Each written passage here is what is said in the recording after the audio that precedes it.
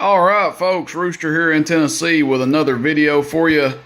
We're going to be looking at an older radio today. This is the Cobra 135XLR. One of the not so common Cobras. You'll see these things pop up from time to time, but there's not a ton of them out there. I've owned, probably this is the fourth or fifth one I've owned. I've got two of them right now. And this is the one of the two that's in better physical shape. Personally, one of my favorite radios as far as the way they look, the physical characteristics of it. They've got a larger than normal channel display. The signal meter on them is unique to these radios. I don't think any of the other Cobras use these, with the exception of the regular 135, and it's a 23 channel. They do have an analog clock on here. Unfortunately, the clock is not functioning on this one, which is very common. This radio had been stored in an outbuilding covered up with sheets, so probably just deteriorated over time. Give you a look at the controls across the front and look at the face here.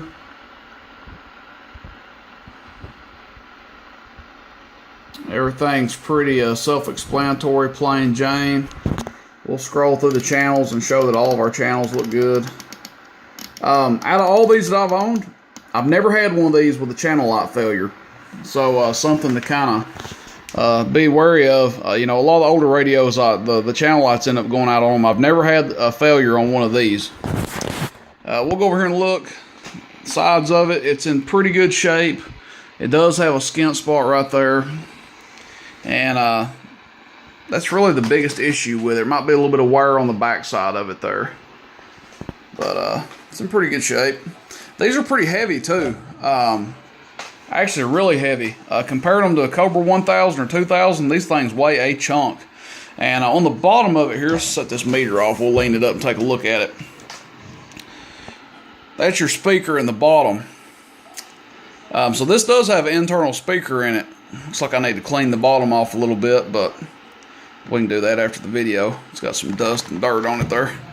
But the speaker's in the bottom of this thing. So you don't have to have the external. I've got an external over here just in case, but when I was messing with it, I remembered that this got a speaker in the bottom. AM light doesn't work. Upper sideband, lower sideband lights both do work.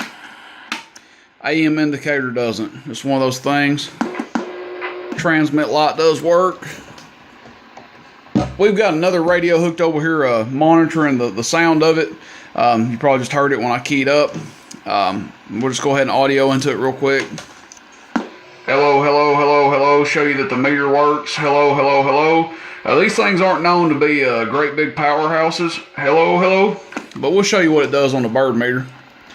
We'll go to peak first. We're looking at a 50 watt scale. So middle scale. So 10 is 10, 20 is 20, 30, you know, so on and so forth. Keying about 6.5 watts. Audio test. 1, 2, 3. Audio test. 1, 2, 3. Audio test. Audio test. 1, 2, 3. Hello test. 1, 2, 3. Audio. About 25 watts. So basically a perfect 4-to-1 ratio of carrier to PEP. We'll see what it does average for those that care. It's probably barely going to move. Audio. Barely nudging forward. A lot of people like to run their stuff like that. Amplifiers and everything included. They barely want it moving forward on average, and you know, want at least a 2-to-1 or 4-to-1 ratio for peak power to carrier. So let's see, what else can we do? It does receive. That's me keying up another radio on a dummy load. It's dummy load to dummy load, so it does receive. It's kind of a ghetto way to test the receive, but it does work.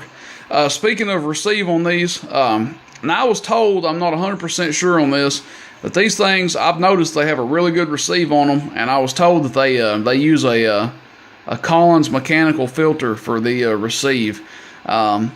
Now that Collins filter was used in a lot of trams and stuff like that too, that have particularly you know, a distinct receive, a really nice receive on them. So I was told these radios have it. Not 100% sure on that. Oh, we took the chest on sideband real quick. Heck, you might want to see what it does on sideband. Sorry about that. Hello, audio, 1, 2, 3. We're still on a 50-watt scale. Hello, audio, 1, 2, 3. And we're just running a stock mic on here.